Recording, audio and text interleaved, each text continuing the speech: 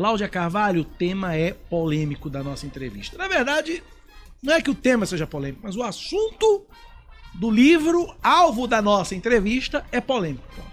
Essas honras da casa. Então, nós vamos falar sobre o mais novo livro de Tarcísio Pereira, ele que está com a gente aqui no estúdio, chama-se, como a gente já disse, A Farra do Meu Cadáver, e essa farra teria sido com o cadáver de ninguém mais, ninguém menos que João Pessoa, ex-presidente da Paraíba, né? Porque naquele tempo não era governador, era presidente, né, Tarcísio? Bom dia, e como é que surgiu a ideia de conceber esse novo rebento literário? Bom dia, minha gratidão por estar aqui no programa da Band News e essa oportunidade que você está nos dando para divulgar.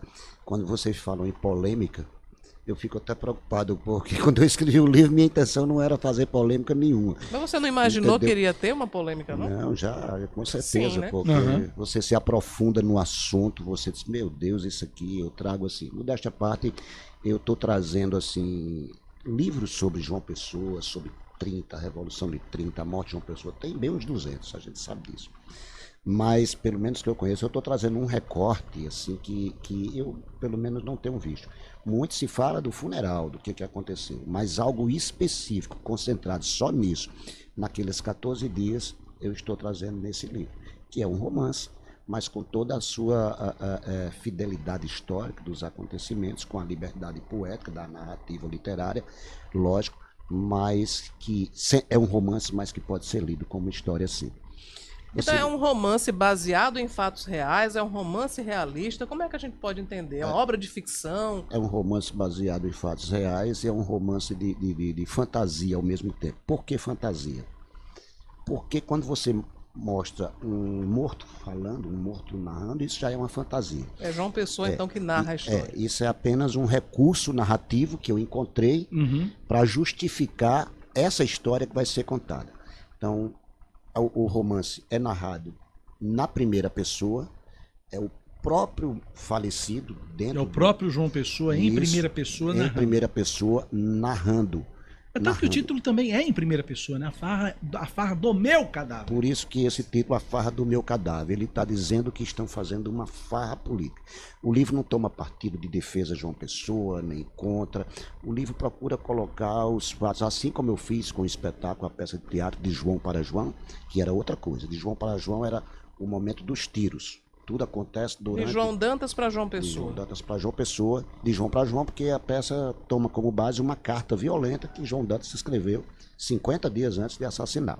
Aqui não, eu concentro na peregrinação, é o diário de bordo, é uma espécie de diário de bordo desse cadáver.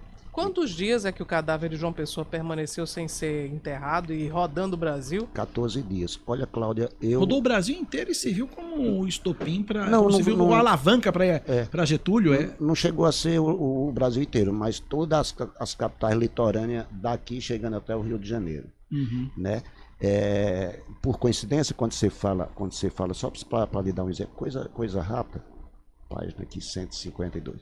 Por exemplo, tem uma parte que ele fala, bem rapidozinho, eu estou com o livro aqui aberto. Tem uma parte que ele diz, ele está aqui na Bahia, São Salvador. Certo. Quiseram me levar para Porto Alegre. É um capítulo que abre, o capítulo 14 abre assim. Quiseram me levar para Porto Alegre, mas resolveram encurtar a rota porque é longe demais. Quiseram me levar para Belo Horizonte, mas seria preciso falar com Deus para refazer o mapa do oceano, já que não tem mar em Minas Gerais. Ainda pensaram em me tirar do navio e me levar de avião para a capital mineira, mas chegou a notícia de um fato novo que alterou o plano do itinerário de bordo. Enquanto isso, aqui, estiradão no meu posto de falecido sagrado, vou escutando os recortes de conversinhas fugazes que correm no salão em torno do tal fato. Os liberais estão ouriçadíssimos. E aí vai, aí é um fato novo que vai ser, que é exatamente quando ficam sabendo que foi o Assis Chateaubriand, também paraibano, né, o imperador das comunicações no Brasil, que armou tudo, todo aquele movimento.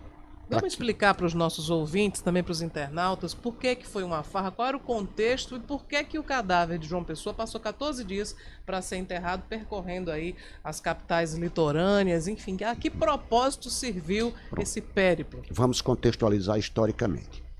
No dia 1º de março de 1930, 4 meses antes, aconteceu eleições presidenciais no Brasil. Getúlio Vargas foi candidato a presidente da República e João Pessoa era o candidato a vice. Ele já governador na Paraíba, que na época chamava presidente da província. Isso, né? Ele, o governador da Paraíba, ele foi candidato a vice. Perderam as eleições. Quem foi eleito foi Júlio Prestes. Os getulistas não aceitaram a derrota. Assim, tem muita coisa dos dias de hoje, né? Você vê assim, não, foi fraude, não sei o quê. Eu já ia dizer que eu vi esse filme em algum lugar um tempo desse. A gente tá vendo. A gente fica vendo, são situações diferentes, mas no código político histórico é a mesma coisa. O sentimento era o mesmo, né? Perdi e não aceita. Exatamente. Então, aquela coisa, não aceita, houve fraude para cá, houve fraude para lá e pá. O que acontece? Eles fizeram de tudo para encontrar um motivo para impedir a posse do eleito Júlio Prestes. Não tinha um motivo, o tempo foi passando. Tentaram aqui no dia 8 de janeiro, com aquele movimento no Congresso, que você viu, aquela quebradeira. Por exemplo, uma coisa mais ou menos ali. Eles tentaram tudo, mas não chegaram a fazer isso. 4 meses depois, João Pessoa é assassinado. Um crime que não tinha nada a ver, nenhuma relação com as eleições gerais. João Pessoa morreu por questões políticas locais e até questões pessoais de João Dantas lá, por conta da invasão do escritório dele, aquela coisa toda lá, uma coisa que já vinha, guerra de princesa, aquela coisa toda.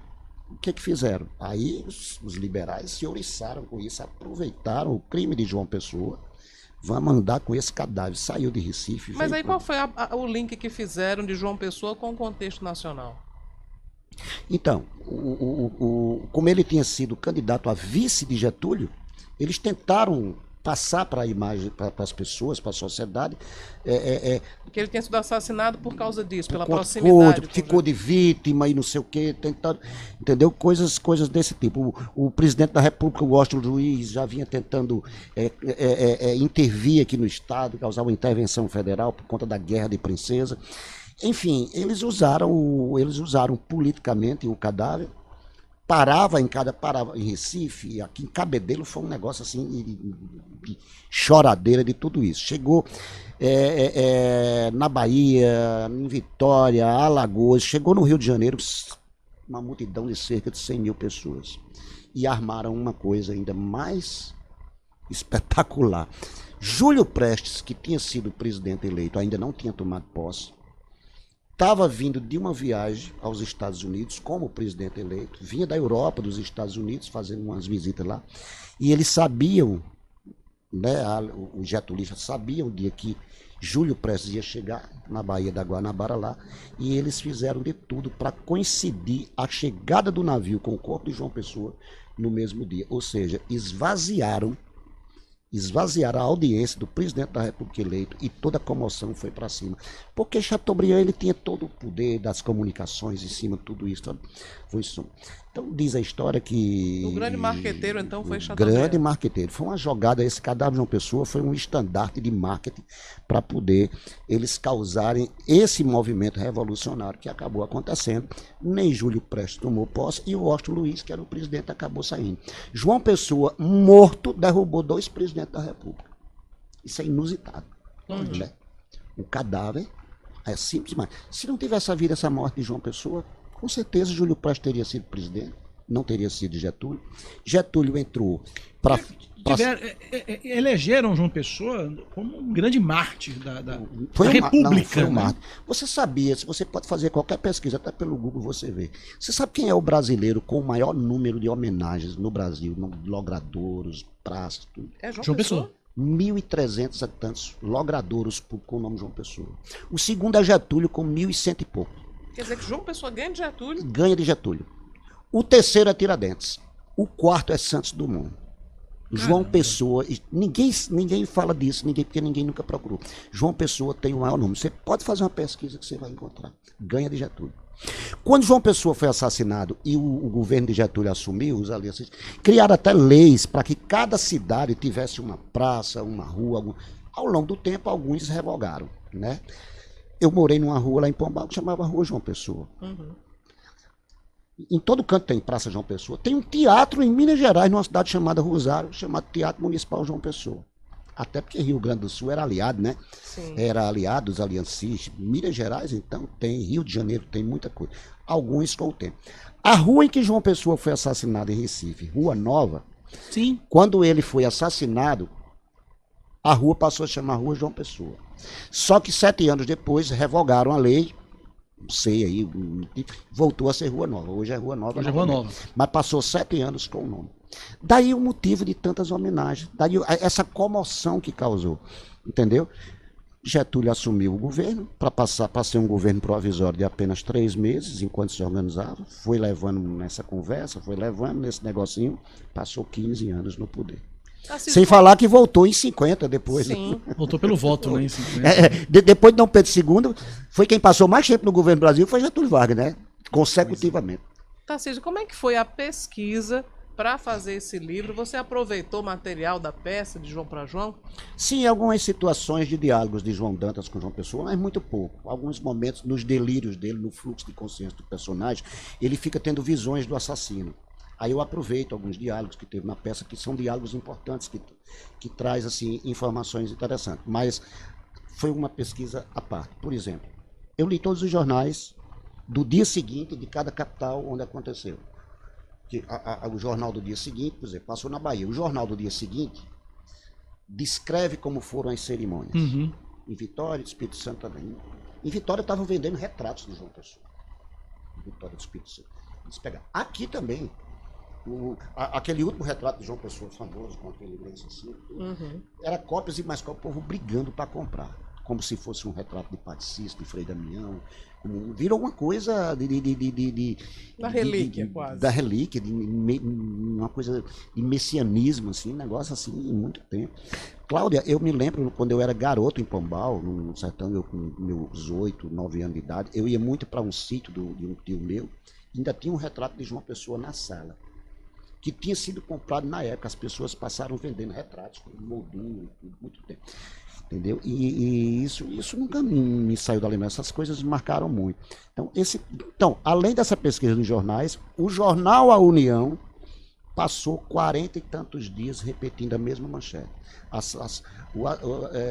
Eu não me lembro agora, deu um branco agora, mas era uma manchete assim, todo dia repetia a mesma manchete.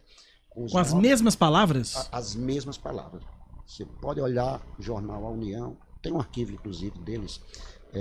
Na internet, né? Eles digitalizaram, muito bacana, tá se você pegar 1930, pegue do dia 27 de julho de 1930 até outubro, todo dia é a mesma manchete. Agora, os assuntos embaixo, aí vão atualizando. Descreve tudo. Eu li tudo, todas as páginas. Coisas que, inclusive, falam muito, que Anaíde Beriz, que o jornal A União divulgou as cartas de amor de João Dantas. Isso é mentira, isso nunca foi divulgado. O que aconteceu foi que na invasão do escritório de João Dantas, né, eles divulgaram documentos de ordem política, denunciando o pai, não sei o quê, porque eles queriam encontrar armas, queriam encontrar documentos. Por coincidência, encontraram as cartinhas de amor dele, coisas pessoais, mas eles... E colocaram em exposição dentro do jornal União, no mural. Isso é verdade, né? Isso é verdade. Mas no jornal não foram publicados. As pessoas iam lá. Então, é um romance. Tem uma parte aqui que João Pessoa está olhando o material que as pessoas, ele narra, que os assessores chegaram, tudo, ele disse, publique-se tudo.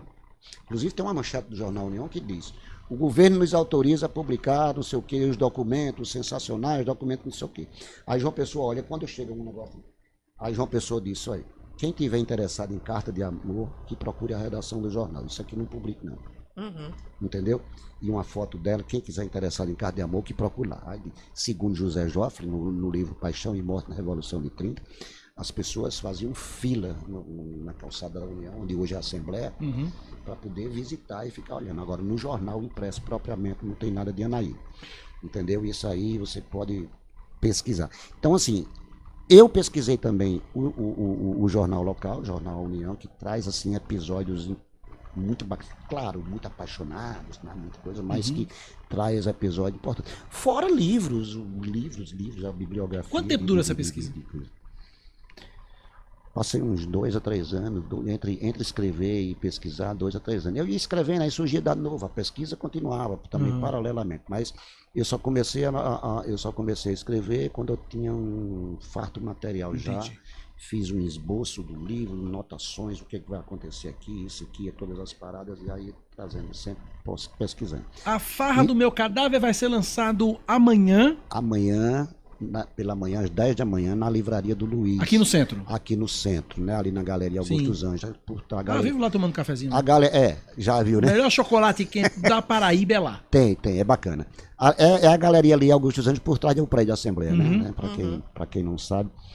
E aí estamos esperando aí vocês, estamos esperando o público aí, quem tiver interessado. E o livro vai ficar, obviamente, à disposição de quem queira adquirir, mesmo depois do lançamento lá na livraria. Vai ficar na livraria também.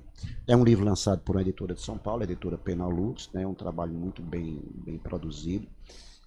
Fiquei muito satisfeito com o resultado que eles fizeram. E é isso. Tarcísio Pereira, escritor. A Farra do Meu Cadáver lançando amanhã, João Pessoa, a obra na Livraria do Luiz, aqui no centro. Obrigado, Tarcísio. Um abraço pra você. Eu que agradeço a vocês e estou sempre à disposição. O espaço também tá aberto sempre aqui, quando você estiver. O que é que vem por aí? Vem mais coisa por aí? O que é que vem ainda? Dá pra adiantar alguma coisa? Esse ano ainda tem um outro livro. Olha só, muita gente diz, rapaz, você está tanto tempo sem publicar porque parou de escrever. Não, eu passei muito tempo escrevendo, acumulando. Eu estou com 3 livros inéditos. Deverá sair outro até o final do ano, por uma outra editora aí, a Mondrongo, que é um romance chamado Encanto Mabembe, que foi selecionado em 2016 nas Olimpíadas. A ópera, eu e Eliere Moura aqui, maestro, o compositor Eliere Moura, a gente fez uma ópera para a programação cultural das Olimpíadas 2016, representando o Nordeste. A trama é tão bacana, é bem nordestina, é bem naquela linha alta compadecida, que eu aproveitei, que eu fiz o romance também, né? E esse livro deve estar saindo, é uma história bem... aí já não tem nada a ver com a história. Quando sair, nos avise pra gente lhe tudo trazer aqui também. Pitoresco, e paralelo a isso, ele ainda é coordenador de cultura lá do município de Guarabira, né? Secretário de Cultura. É muita coisa. Próximo livro, quando sair, traga pra cá, Tarcísio. Um abraço pra você. Obrigado vocês aí, viu?